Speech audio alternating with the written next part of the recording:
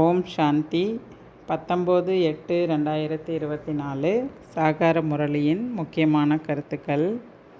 பாபா சொல்கிறாங்க, இனிமையான குழந்தைகளே, ஞானத்தை தாரணை செய்து கொண்டே இருந்தீர்கள் என்றால் கடைசியில் நீங்கள் தந்தைக்கு சமமாக ஆகிவிடுவீர்கள்.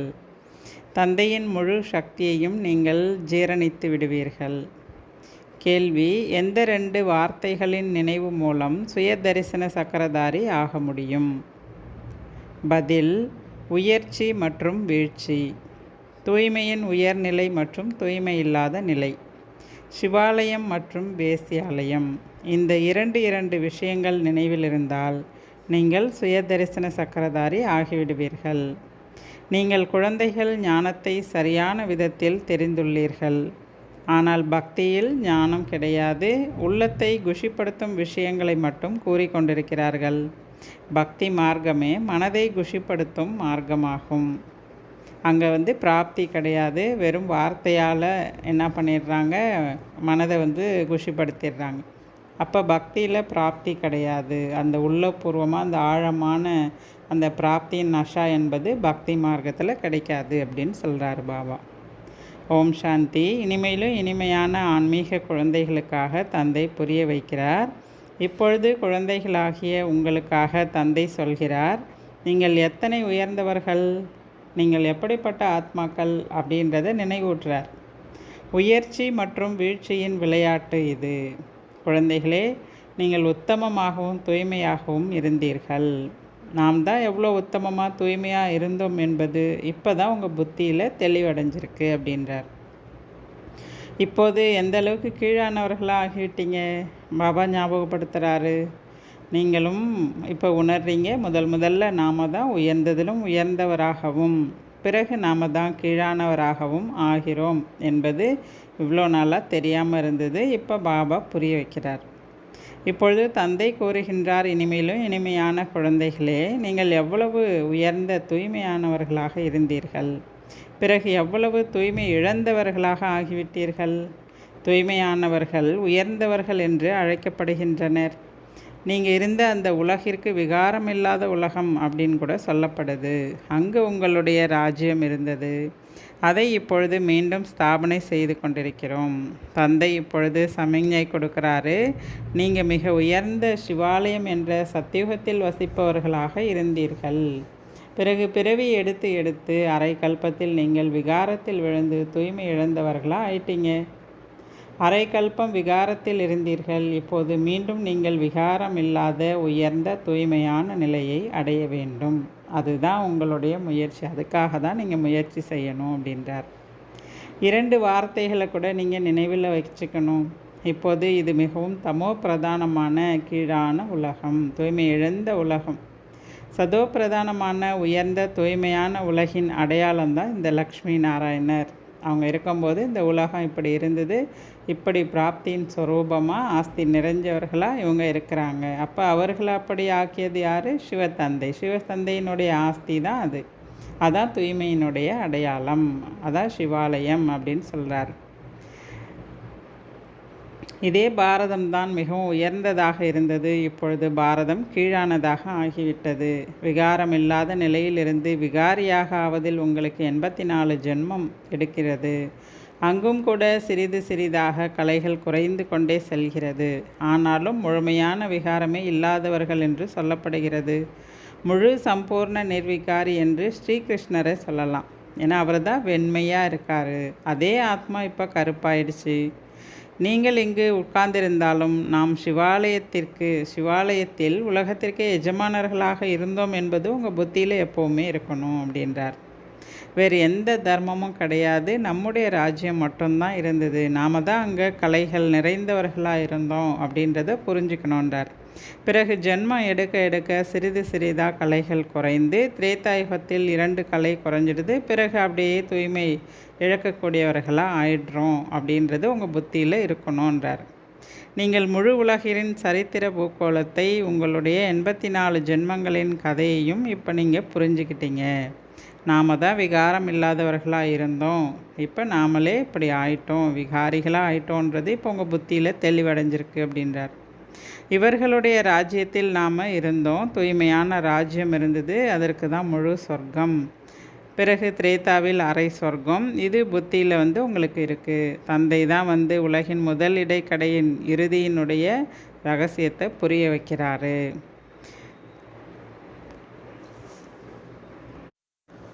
அடுத்து பாபா புரிய வைக்கிறாரு. நீங்கள் தான் உயர்ந்த தேவி தேவதைகளாக இருந்தீங்க. அரை கல்பத்துக்கு பிறகு தான் ராவணன் வரான். பிறகு கடைசியில் இந்த விகாரமான உலகம் என்பது விநாசமாயிடும். பாபா இந்த நேரம் சொல்கிறாரு, குழந்தைகளே, இப்போ நீங்கள் தூய்மையாகணும். தூய்மையாகணும் அப்படின்னா தன்னை ஆத்மா என்று உணர்ந்து தந்தையை மட்டும் நினைவு செய்யுங்க.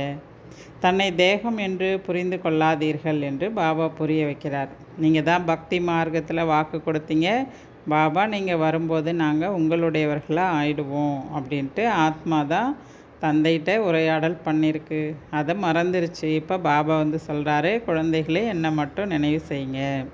கிருஷ்ணர் ஒரு பொழுதும் தந்தையாக ஆக முடியாது. ஆத்மாக்களின் தந்தை என்றாலே உடலற்ற சிவபாபா ஒரே ஒருவர் தான். மற்றபடி எல்லைக்குட்பட்ட தந்தை எல்லாருக்குமே இருக்கிறாங்க. எல்லைக்குட்பட்ட தந்தையிடமிருந்து எல்லைக்குட்பட்ட ஆஸ்தி தான் கிடைக்கும். எல்லையற்ற தந்தையிடமிருந்து தான் எல்லையற்ற ஆஸ்தி என்பது கிடைக்குது. அதுவும் பாரதத்துக்கு கிடைக்குது. அதனால்தான் சத்தியுகத்திற்கு சிவாலயம் என்று சொல்லப்படுகிறது. ஏன்னா இந்த பாரதத்தை பாபா சொர்க்கமாக ஆக்குறார். சிவபாபா இங்கே தான் தேவி தேவதா தர்மத்தை ஸ்தாபனை செய்கிறார் என்ற ஒரு விஷயம் குழந்தைகளாகிய உங்களது புத்தியில் எப்போவுமே நினைவில் இருக்கணும் அப்படின்றார். அதே போல் பக்தி மார்க்கத்திலலாம் பார்த்துக்கிட்டா அவங்க சொல்லக்கூடிய வார்த்தையிலே அவங்க என்ன பண்ணிடுறாங்க, ஒவ்வொருத்தவங்களும் அதில் குஷி அடைஞ்சிடுறாங்க. யாராவது இறந்துட்டாங்கன்னா சொர்க்கம் போயிட்டதா சொல்கிறாங்களாம். ஆனால் ஒருபோதும் அப்படி அங்கே போக முடியாது. அது நடக்க முடியாத விஷயம்.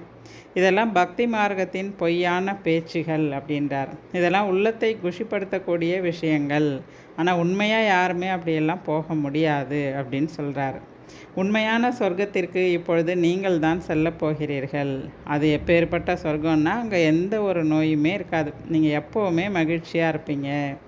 பாபா எவ்வளோ சகஜமாக குழந்தைங்களுக்கு நல்லா ஈஸியாக புரிய வச்சிட்ருக்காரு. வெளியில் எங்கே இருந்தாலும் கூட நீங்கள் பாபாவை நினைவு செஞ்சிங்கன்னா கண்டிப்பாக பதவி அடைய முடியும். இங்கே முதல்ல முக்கியமான விஷயமே தூய்மை தான். தூய்மையை கடைப்பிடிங்க. மற்றபடி சாப்பிடுவது, குடிப்பது, இதெல்லாம் சுத்தத்தை கடைப்பிடிங்க அப்படின்றார். சுத்தமாக இருக்கணும். மற்றபடி நீங்கள் எங்கே இருந்தாலுமே கூட என்ன பண்ணலாம், தந்தையை நினைவு செய்யலாம். நினைவு செஞ்சு நீங்கள் ஆஸ்தி எடுக்கலாம், உயர்ந்த பதவி அடையலாம் அப்படின்றார். அடுத்தது, தேவதைகளுக்கு முன்பு எப்போதாவது சிகரெட், பீடி போன்றவற்றை போக வைக்கிறாங்களா என்ன? அப்போ இந்த மாதிரி பழக்கங்கள்லாம் குழந்தைங்களுக்கு இருக்கக்கூடாது அப்படின்னு சொல்கிறாரு.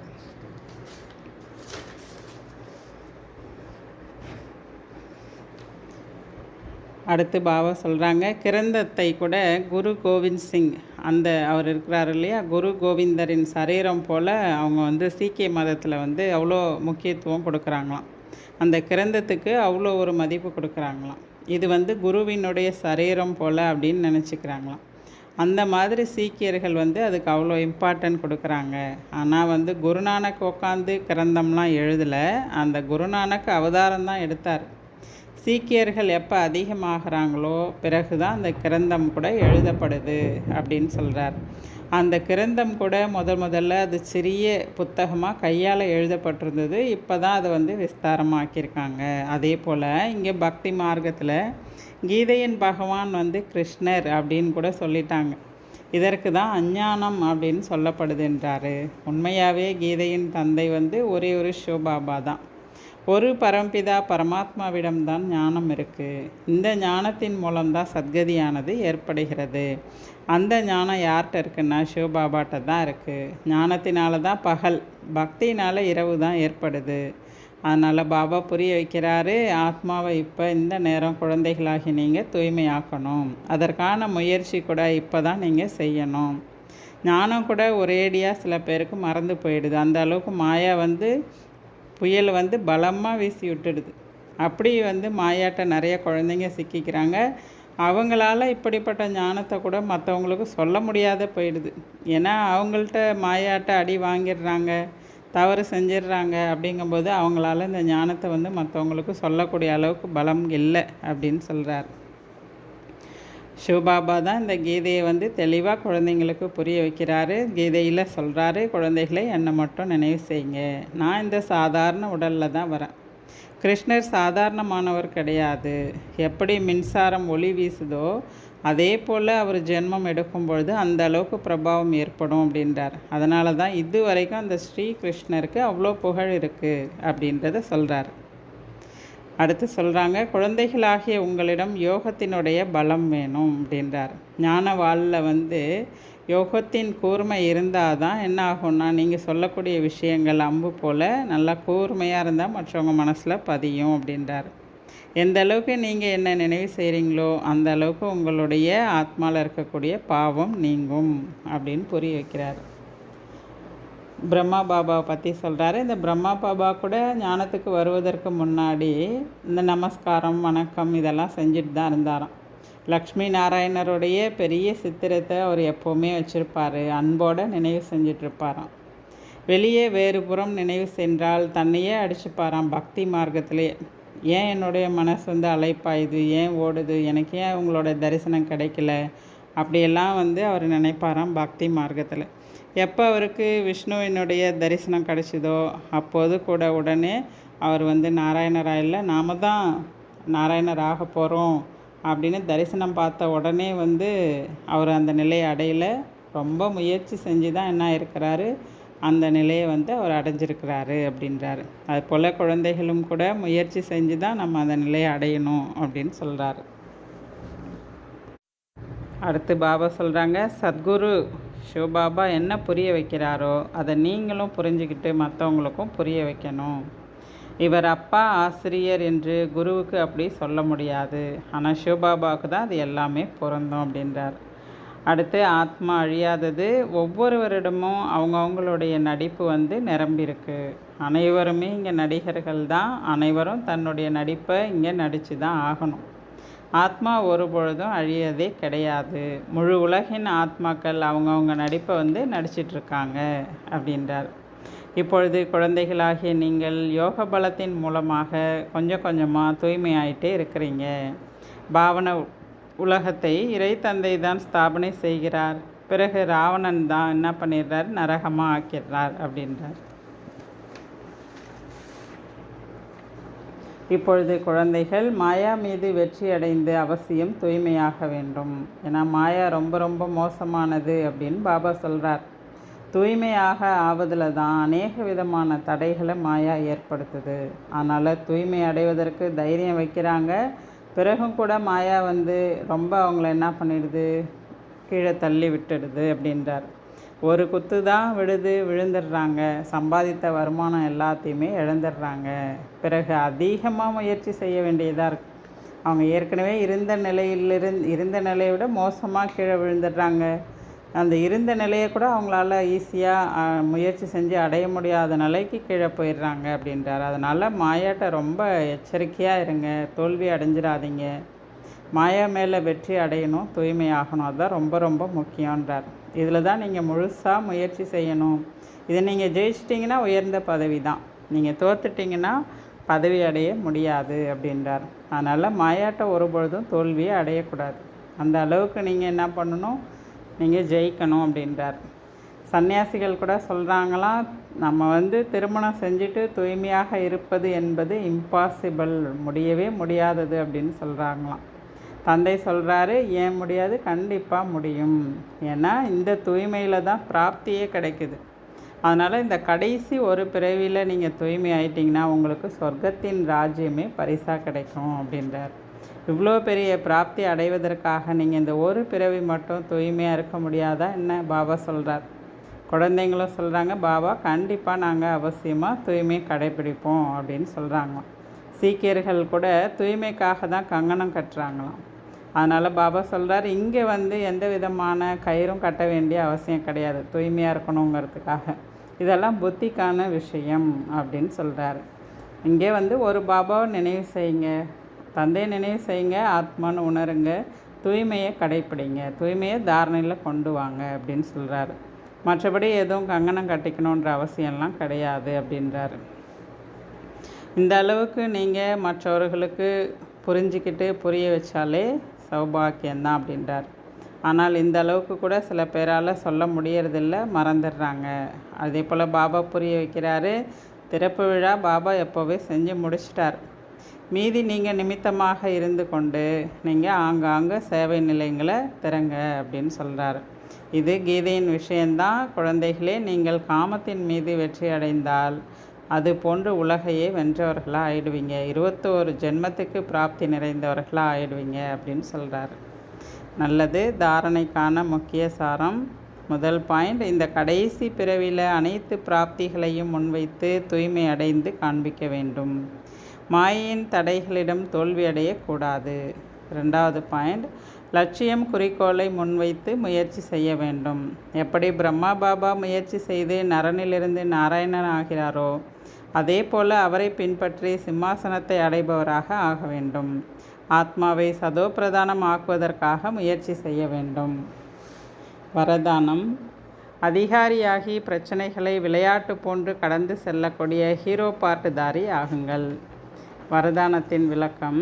எப்படிப்பட்ட குழப்பமான சூழ்நிலையானாலும் பிரச்சனையானாலும் அதிகாரியாகி பிரச்சனைகளை விளையாட்டு போல கடந்து செல்லுங்கள். வெளிப்புறமாக அழக்கூடிய பார்ட்டாக இருந்தாலும் உள்ளபூர்வமாக இவை அனைத்தும் விளையாட்டு, டிராமா என்று புரிந்து கொள்பவர்தான் ஹீரோ பாட்டுதாரி.